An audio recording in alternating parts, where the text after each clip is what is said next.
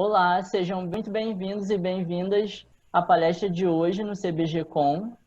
O CBGcom é um projeto de extensão do Departamento de Biblioteconomia da UFRJ, que tem o objetivo de apresentar reflexões e conhecimentos produzidos por seus docentes, discentes e convidados sobre temáticas variadas e inerentes ao campo da informação. Hoje estamos aqui com a professora Giovana Deliberale Maimone, que vai apresentar uma palestra sobre o assunto de representação da informação imagética e agradeço aqui o seu aceite para estar aqui conosco.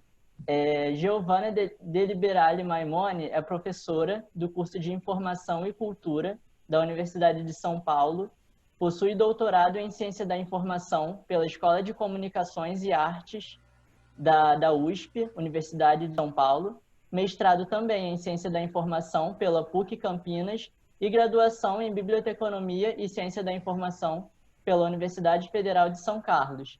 Então, professora, seja bem-vinda novamente.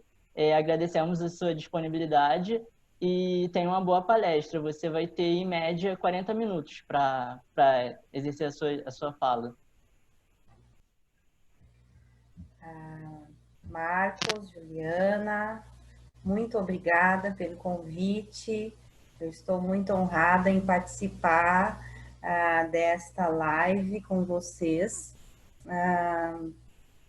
e falar um pouquinho do meu trabalho, não é, das pesquisas que eu realizo, das metodologias que nós utilizamos, eu já utilizo há algum tempo, então, na verdade, é muito gratificante poder falar um pouquinho do nosso trabalho, não é? Já que nós estamos num mundo inundado de literatura e, às vezes, eu acho que esse é um canal que deve ficar por algum tempo, se não permanecer, né, um canal que a pandemia nos trouxe, né, infelizmente, tá?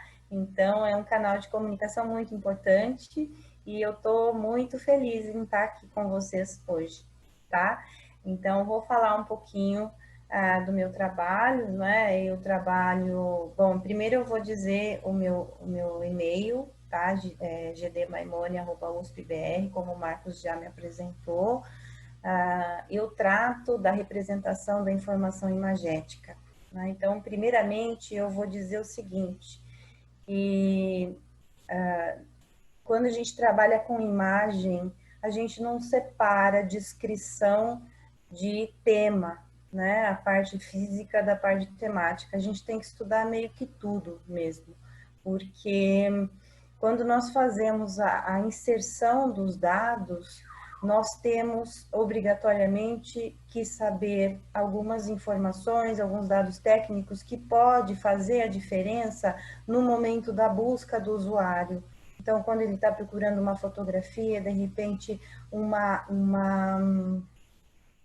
tamanho da foto é importante, o tipo de captação de luz é importante. Então, a gente tem que trabalhar, eu trabalho principalmente com a informação imagética, não é? E não, por exemplo, tratamento temático. Já trabalho também com tratamento temático, acho que isso é uma coisa importante que a gente deve falar. E algo que eu falo sempre para os meus alunos é que nós dividimos as áreas, não é, do conhecimento por ser mais didático, mas na hora que o bibliotecário ele vai fazer lá a inserção dos dados, ele tem que ter o conhecimento tanto da parte descritiva como da parte temática, e aí nós entramos a fundo no que eu trabalho, que são aí, não é, toda a parte de sistemas de organização do conhecimento efetivamente, tá? Então, nesta apresentação eu vou falar para vocês de informação, então não achem estranho, por exemplo, que eu vou trazer aí a pintura, né, de um grande artista, e aí você vai ter a ficha catalográfica e também vai ter, provavelmente, né, um resumo e as palavras-chave que identificam essa obra, tá? Bom, então, eu vou colocar aqui a tela um pouquinho maior, para a gente é interessante, tá? Bom, Então, vou conceituar um pouco a questão da imagem, muito brevemente, porque nós estamos inseridos numa sociedade que se modifica constantemente, é bastante dinâmica, e a imagem, ela sempre teve, mas contemporaneamente tem uma importância grande, né? Porque ela é efêmera, né? Porque ela tem um contato ocular muito rápido, e para nós, da ciência da informação, é muito importante tomar cuidado com essa tipologia de material, porque ela é muito acessada, independentemente aí dos fins que ela vai ter, né? Pode ser para um trabalho, pode ser para uma ilustração de algo, não é? Pode ser para diversos trabalhos aí, no caso, tá? Então, a gente vai falar um pouquinho de imagens, vamos falar um pouquinho de metodologias de representação, e aí alguns exemplos, tá? Que eu trago aqui, e um pouco da significação da informação, de um modo mais abrangente também, mas algumas referências importantes aí para a nossa área, tá? Então, o que são imagens, né? Imagens são protagonistas de assimilação informacional da sociedade atual, como eu disse, apresentando-se através de diferentes formas, né? Em suportes físicos ou eletrônicos, e são também objetos de desejo de diversos públicos. Como eu já disse anteriormente, tem-se então um rápido contato ocular, tem uma efêmera assimilação da informação conforme bagagem do usuário, tá? Em outros termos, nós podemos dizer que essa sociedade emergida nesses dispositivos de informação e comunicação, ela está cada vez mais imediatista, então, no sentido de encontrar a informação o mais rápido possível, não é? E esse encontrar a informação a grande questão que nos interroga, né? Como fazer com que o usuário encontre a informação rapidamente e com a realidade, né? O que é necessário para ele, né? A informação desejada mesmo, tá? Então, nós trabalhamos aí com as metodologias de representação, justamente tentando fazer um encontro entre o usuário, né, e o documento, como? Através de tradução em linguagem documentária e sempre falando também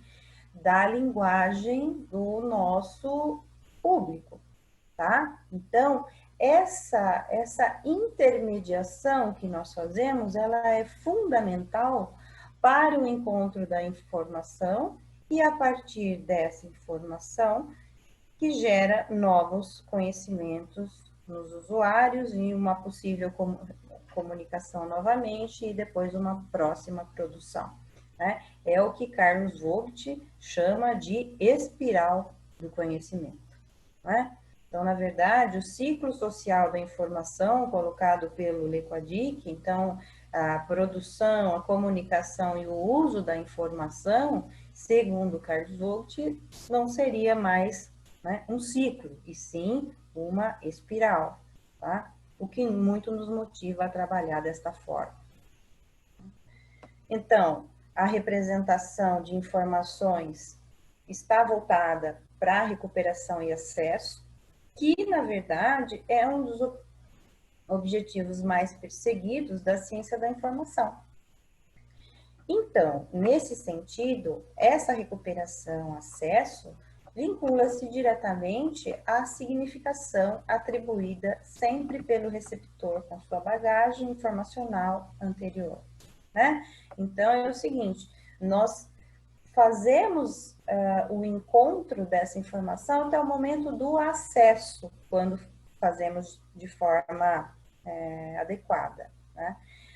A significação, e a gente vai ver um pouquinho dessa questão da significação um pouquinho mais à frente, né? Quem dá é sempre o usuário, tá? Embora tenha uma passagem muito interessante num dos livros do Roger Chartier, que fala que por mais que os autores tentem fixar um significado, nunca há um significado fixado, porque quem dá efetivamente significado é o receptor, né? Nós vamos dizer que nós possibilitamos o encontro da informação, o acesso da informação, né, física, né? A intelectual aí cabe ao usuário, né, trabalhar.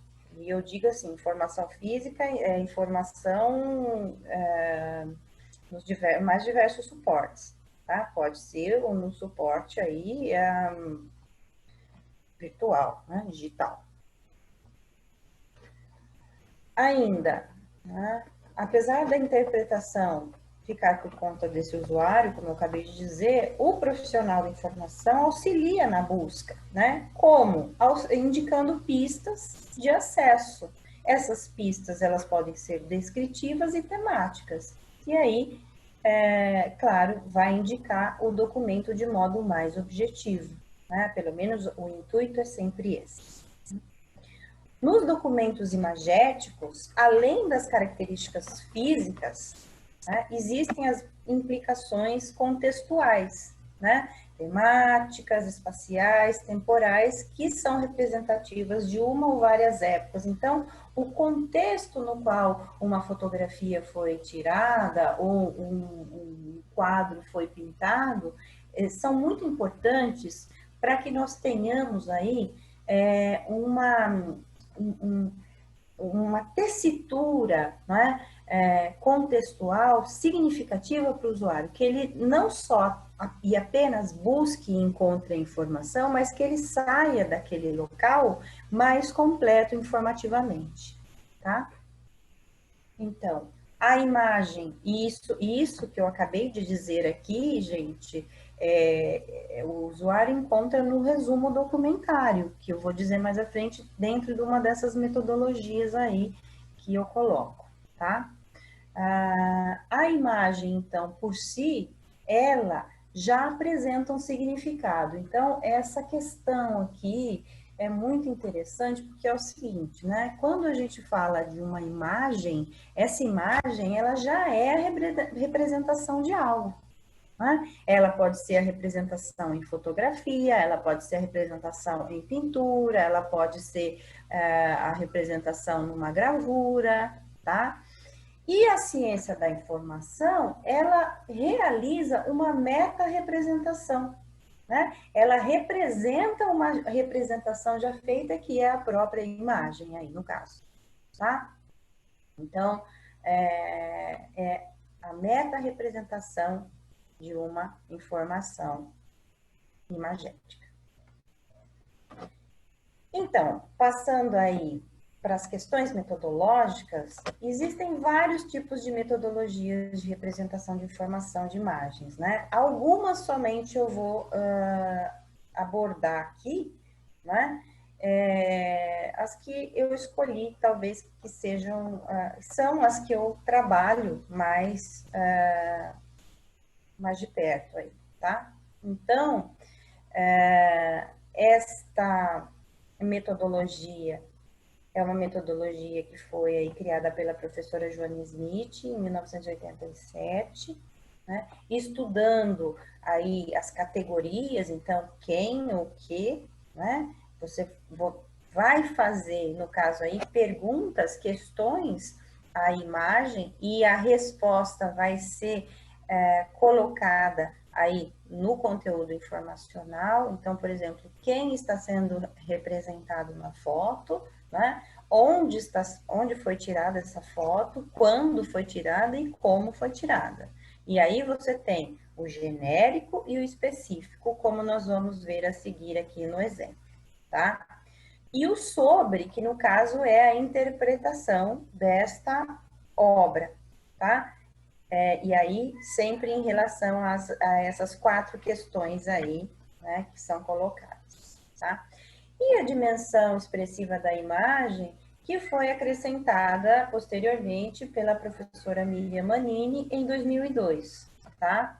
Então, eu vou dizer a vocês que existe um trabalho lá, o meu primeiro trabalho em TCC, né, foi trabalhar aí a obra A Persistência da Memória, do Salvador Dalí, com esses conteúdos aí informacionais, né? Então, eu peguei um quadro que se chama Persistência da Memória, né?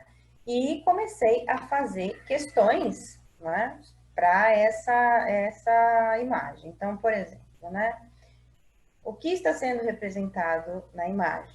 Né? Relógios moles. Né? Onde está sendo representado? Em uma praia, no caso aí local. Né? Dia, né? Quando? Dia, né? Local de dia. Como? Relógios derretendo. Então, o que está acontecendo? Qual é a ação que está acontecendo dentro desta imagem? Né? Especificamente, não tem, né? Tá? Não tem um que específico aí. Então, sempre que a gente não acha, tá? Nós colocamos, nós deixamos em branco. Tá? Onde? Em que local? Na costa catalã, tá? Que é onde Salvador Dalí vivia e foi possível, então, encontrar essa informação estudando a obra, tá, gente? Então, são conhecimentos que nós vamos procurar exteriores à própria obra, em alguns momentos. Né? Quando? Em 1931, que foi quando a obra foi feita, né? E como? O que está acontecendo na obra mais especificamente? Então, o relógio derretendo sobre o galho, sobre a mesa, sobre a face. Né? E o sobre aí, que no caso é a interpretação, são todas as questões de memória, né? Aquilo que envolve a memória. Né? E aí, a dimensão expressiva da imagem, que no caso seria a técnica, né, utilizada, o modo como foi feita essa obra, que no caso é óleo sobre tela, que às vezes é muito importante, como eu já disse, né, para delimitar uma busca, uma recuperação de informação. Então, essa daqui é a primeira metodologia que eu mostro para vocês, né? Porque ela é muito difundida, então a maioria dos trabalhos que eu vejo, eles já vêm com essa metodologia colocada, tá? Ela é muito importante. E aí, no meu TCC, por exemplo, eu começo a fazer análises da obra em relação a todas essas categorias aí, tá? Informacionais.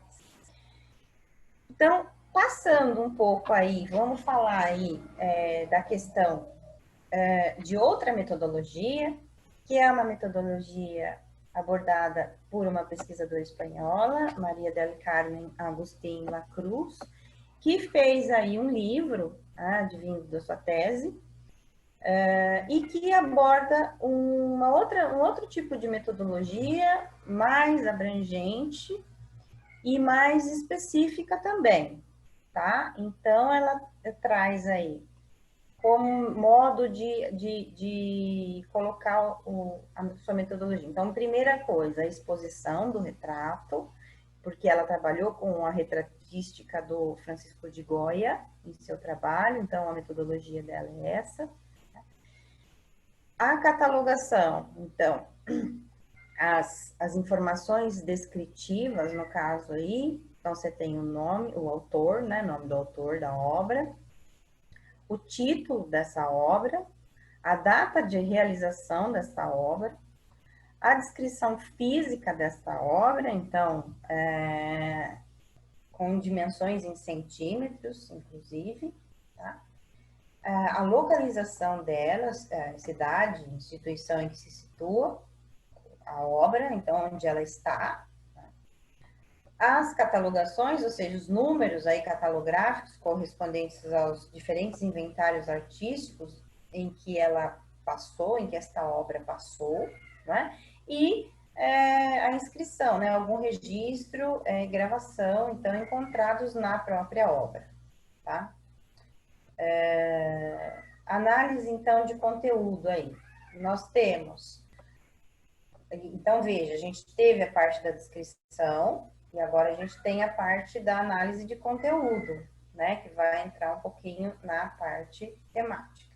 Então, nós temos a descrição, a identificação e a interpretação desta obra, tá? E aí, quando a gente fala de descrição, identificação e interpretação, nós estamos recorrendo lá aos níveis, né, de descrição. Então, pré-iconográfico, iconográfico e iconológico. Né? Então, a gente fala um pouco, a gente descreve a obra, né, o que você vê na obra, a identificação, quem são aqueles personagens. Veja, neste caso, nós estamos indo buscar conhecimento fora da obra, né? Conhecimentos exteriores. Né? Então, eu começo a estudar quem foi o artista, né? Em que época aquele quadro foi realizado ou aquele retrato foi feito, né? E aí eu começo a identificar pessoas, se possível, tá? Como no caso da retratística, isso é possível de se fazer, né? E a interpretação. Então, através de códigos artísticos, então, lumínico, cromático, de indumentário, etc., tá? É possível nós fazermos aí a interpretação desta obra. É aqui que eu digo a vocês que, além do usuário achar o que ele quer, ele também tem a possibilidade de conhecer outras informações que até então ele não sabia. Né? E, porventura, despertar a curiosidade científica de outros quadros, de outras imagens semelhantes que tenham aí conteúdos, né, parecidos. Tá? Lista de descritores. Então, aí a gente entra na parte, então a gente fala de análise de conteúdo, resumo, né, e lista de descritores, no caso, na questão da indexação, tá? E aí teríamos autoria, título, cronologia, forma artística, temáticos descritivos e temáticos interpretativos. Tá? E como essa bibliografia aí, ela foi colocada dentro dessa metodologia, ou seja, quais foram as referências externas à obra que eu utilizei para poder fazer esta contextualização. Então, um exemplo, tá? De uma obra, por exemplo, o Vincent van Gogh, com o Escolar. Então, nós temos lá os dados catalográficos, como eu disse a vocês. Então, Vincent van Gogh, que é o autor, né? Local e data de nascimento e morte do autor. Né? A obra em si, então, o título da obra é O Escolar, o Filho do Carteiro. Ano de execução, 1888. Dimensão geral do material é um original de arte e é um óleo sobre tela. Dimensões, 63 por 54 centímetros. Localização sede, Brasil, Museu de Arte de São Paulo, ou seja, no MASP. Né? Não tem inscrições e também não foi preenchida aí a procedência da obra do Vincent van Gogh. Bom, então aí nós temos os dados catalográficos, a parte física, né, colocada. E aí, entramos na análise de conteúdo da obra, fazendo aquela contextualização dita anteriormente. Então, descrição, podemos dizer que é uma pintura em retrato de meio corpo de um menino sentado sobre uma cadeira, com o corpo e o rosto direcionados para o lado direito. O menino sustenta o braço direito sobre o encosto superior da cadeira e veste blusa de cor azul e boné marrom. Ao fundo, o cenário é composto de um vermelho vibrante que torna a obra luminosa. Rosto, mãos e cadeira configuram-se num amarelo intenso. Identificando, então, esta obra, o menino retratado na pintura é Camille Rowling, o filho do carteiro Joseph Rowling. Vincent van Gogh estabeleceu grande elo de amizade com o carteiro Rowling, decorrente de sua frequente utilização dos serviços postais para corresponder-se com seu estimado irmão Theo. A pintura de O Escolar revela a materialização da luz descoberta por Vincent em Arles, que é uma cidade, assim como retrata sua original forma artística, apesar de algumas influências expressionistas. Verifica-se que as mudanças psicológicas, ou seja, os surtos de Vincent, também foram acompanhadas pelo estilo de sua pintura, já que o pontilhado do início fora trocado por pequenas pinceladas retratadas nesta tela. E mais posteriormente, quando o estado depressivo de Vincent se agravou ainda mais, as pequenas pinceladas foram substituídas por curvas espiraladas, como vemos em algumas obras. O pintor é possuidor de obras incomparáveis e estilo próprio, mas se permite associar esta obra a O Grito, de Edvard Munch, que também revela traços de luz bastante pungentes e foi um dos artistas que fizeram parte do expressionismo, assim como Vincent, seu contemporâneo. Tá? Então, aí, verifique, nós conseguimos fazer uma identificação desta obra a partir de outros conhecimentos. Tá? Então, é a identificação desta obra. E depois, uma interpretação que pode ser assim colocada. O código cromático, mais enfaticamente perceptível, trata das cores presentes na obra que revelam a intenção do artista em chocar, mesclando cores fortes com o intuito de realizar o sonho japonês, resultando no código lumínico. O fundo vermelho produz, contrastando com o azul da blusa, uma carga de vivacidade do menino. Porém, já adentrando ao código cenográfico, o olhar dirigido para baixo demonstra ao mesmo tempo a tristeza do personagem, o que provoca certa tensão na obra. O código indumentário também se faz presente na obra através de vestimentas do menino que revelam a vida simples, boné e blusa característico dos cidadãos comuns de classe social baixa, traço que Vincent sempre desejava evidenciar. A realidade de Vincent van Gogh era marcada pela intensidade, expressada intencionalmente através de suas obras, que emanam certo sentido trágico, visível nos autorretratos, nos céus em rebuliço, nos cipestres retorcidos, nos corvos de mau agouro e, especificamente relacionado a esta obra, os inquietantes fundos de retratos.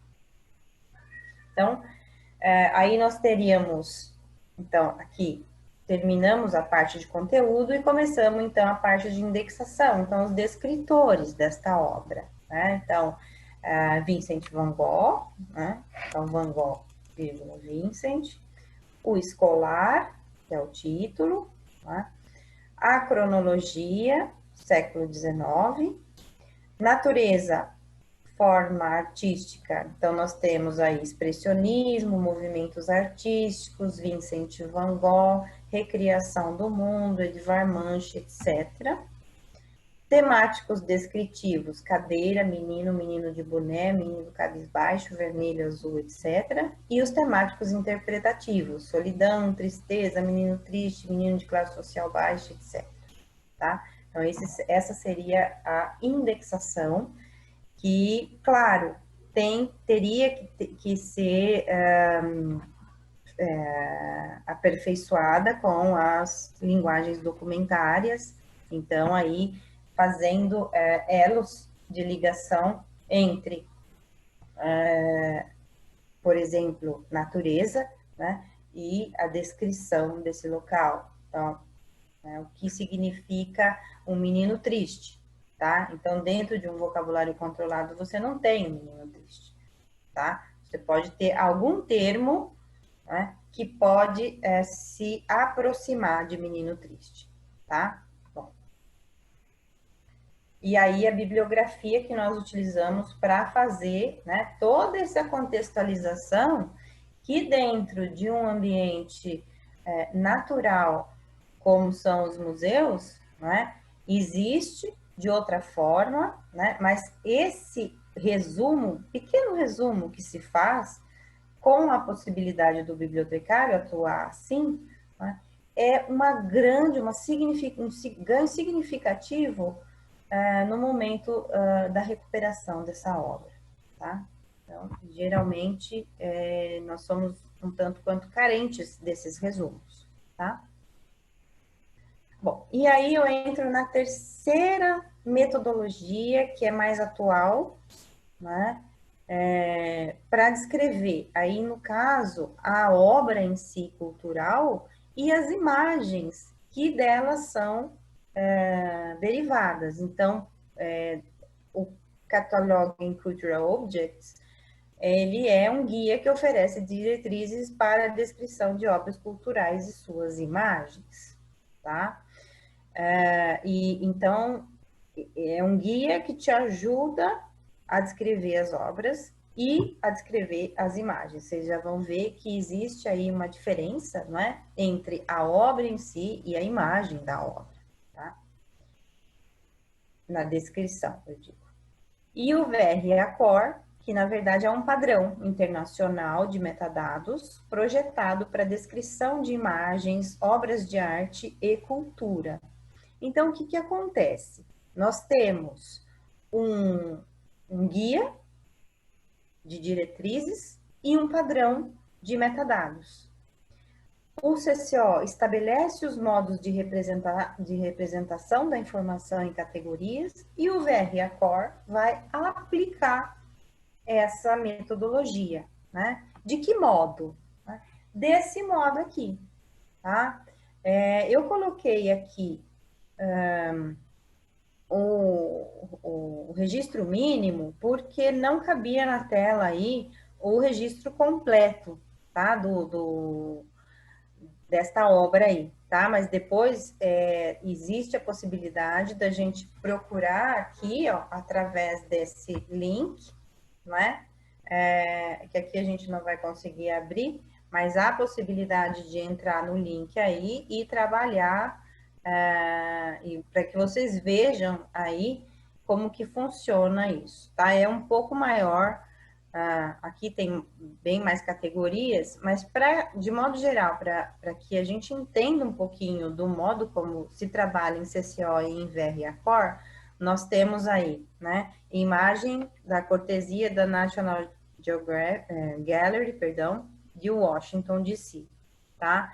Então, nós temos a imagem, ou seja, a fotografia da obra e a obra. Então, aqui nós temos o registro da obra e aqui eu tenho o registro da imagem da obra, tá? Então, ó, aqui eu tenho a imagem, né, os dados característicos da imagem, a visão geral sem moldura, no caso aqui, tá?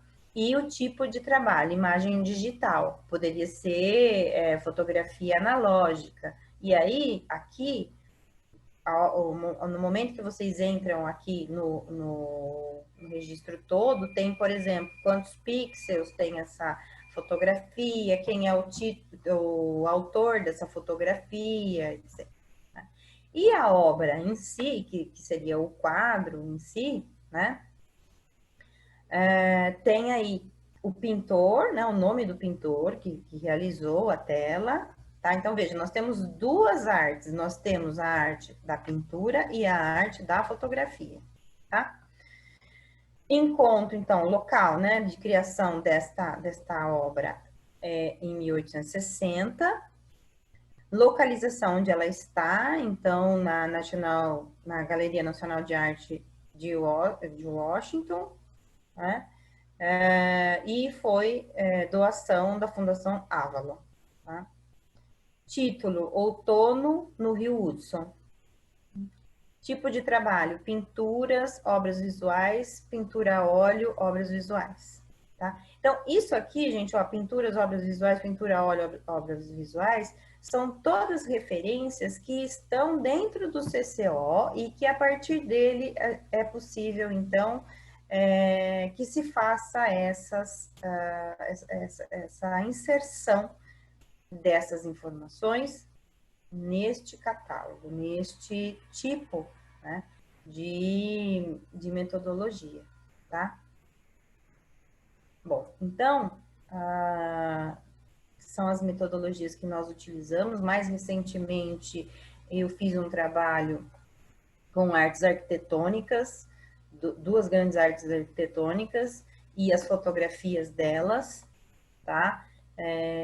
Incluindo angulação, incluindo luminosidade, o modo como a fotografia se coloca, ela tem uma intencionalidade, tem como verificar essa intencionalidade, tá? Então, esse trabalho, ele tá na revista ACB, dos bibliotecários de Santa Catarina, tá? E vai exatamente ao encontro disto que eu estou dizendo a vocês, tá? Nós temos aí lá, no caso, todas as identificações, todas essas categorias informacionais colocadas, tá? E o preenchimento com duas obras arquitetônicas. Isso, claro, né, tem que ser sempre adaptado, tá? Independentes tipos de museus, né, isso vai variar, tanto o CCO, né, como o modo de inserção, tá? Mas utiliza-se mais contemporaneamente esta metodologia aí do VRA4, tá? E aí, nós vamos caminhando para a terceira parte desta live, que na verdade é em relação à significação da informação, né? E da informação imagética. Então, a imagem são o quê? São textos visuais, são estruturas comunicativas organizadas, tá? E aí a gente fala muito de estruturas comunicativas organizadas, muito articulando com aquele conceito lá do início, né? Que nas sociedades contemporâneas nós temos essa necessidade de imediatismo das obras imagéticas, né? O signo sempre estabelece uma relação entre dois objetos relatados. Assim, combina um elemento perceptível, sensível, a um elemento inteligível, significado. Ao primeiro elemento se chama de dissociar significante e ao segundo significado. Então, quando nós falamos de significação da informação, nós trabalhamos esses dois níveis, o sensível e o inteligível. Como nós estamos falando aqui de signo, SOCIR, né, nós falamos também de linguagem documentária, né? E linguagem documentária é puramente trabalho temático, né, com as categorias de informação. Então, toda a parte descritiva que nós já vimos, elas estão lá já permeadas por uma fundamentação. E aqui nós começamos a trabalhar de forma mais específica com as linguagens documentárias, no caso aí os tesauros, né? As listas de cabeçalho de assunto e os vocabulários controlados. Então, o signo, ele permite a expressão de algo em determinada linguagem, seu valor advém do conjunto das circunstâncias morfológicas, fonéticas e ortográficas que o rodeiam e o esclarecem. Então, dentro de uma linguagem que é polissêmica por si, né, numa linguagem natural polissêmica por si, nós temos contextos que nos dão o sentido daquela frase, daquela oração. Quando nós estamos falando de linguagem documentária, nós temos que restringir, né, afunilar essa polissemia. Então, nós temos que identificar, por exemplo, a palavra gato dentro de um contexto. Então, dentro de um vocabulário controlado de zoologia, eu tenho gato colocado em um local, não é? A palavra gato. E num vocabulário controlado de energia elétrica, por exemplo, nós temos o gato colocado em outro local, tá? Então, essas relações, né, elas sempre vão estar muito atreladas, né, ao contexto. Por isso que a gente fala que quando nós fazemos linguagem documentária, nós trabalhamos com uma linguagem de especialidade e ela é sempre um recorte da realidade, né? É uma hipótese de organização e não a única, né? A partir das relações existentes, então, tá? Então, acho que vai muito nesse encontro, tá? Tudo que nós estamos estudando aí de linguagem documentária, de tesauros, de ontologias, né, de web semântica, como é que essas questões todas elas se relacionam, né? E isso também para a imagem, tá, gente? A semiose documentária, então, é um processo que envolve a estruturação da linguagem documentária e seus relacionamentos no interior dessa ferramenta, de modo que torna evidente a organização informacional que auxilia na interpretação do significado das chaves de recuperação. Então, dizemos que, segundo a nossa professora Marilda Lara, o signo documentário faz parte de um sistema sígnico cuja unidade sígnica mínima é o descritor, elemento indivisível. Então, nós trabalhamos aí com a indexação e com o elemento descritor, um elemento indivisível. Signo é sempre relacional e é uma representação parcial do objeto, sendo produto de uma série de relações no interior do sistema em que é formulado, né? Então, o signo, ele não está dentro de um sistema de informação solto, ele sempre está relacionado a outro termo, tá? Senão não teria por que ele existir. O signo, então, permite representação em determinada linguagem. Assim, a informação extraída da imagem pode ser traduzida para um vocabulário controlado que favoreça a sua recuperação e posterior assimilação. Contando sempre que a imagem é uma fonte de informação, assim como qualquer outro documento. Então, caminhando-se aí para o final, nós dissemos que o trabalho de representar imagens merece atenção e estudo constante, atentando-se para novos formatos e padrões que podem otimizar a disponibilização de informações, assim como auxiliar na busca de recuperação de materiais até então esquecidos ou pouco trabalhados. E aí, algumas referências, tá? Desta breve apresentação que eu fiz a vocês. Tem muito mais coisas, tá? Tem muito mais material. É apenas uma ideia que eu passei a vocês, tá? De como isso pode ser colocado e como a bibliografia ela é rica nessa temática. Tá?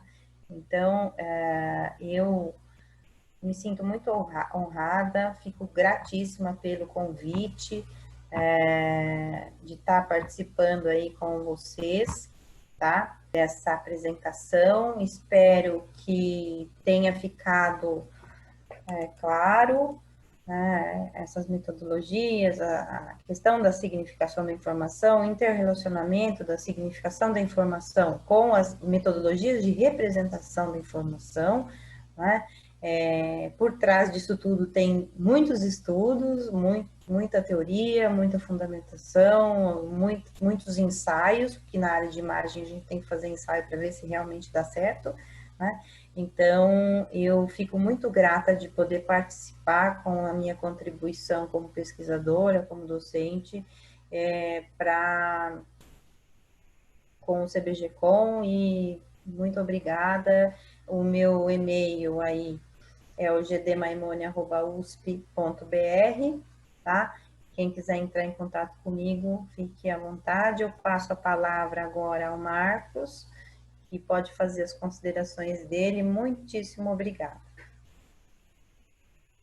Nós que agradecemos, professora. Obrigado pela sua disponibilidade novamente. Parabéns pela palestra e obrigado por registrar aqui as suas contribuições no nosso canal. Com isso, como comporta a modalidade do stream, estaremos encerrando a palestra e aproveito para agradecer ao público que nos assiste, participa no chat. E não esqueçam, claro, de curtir, de seguir e compartilhar os nossos canais do CBGcom.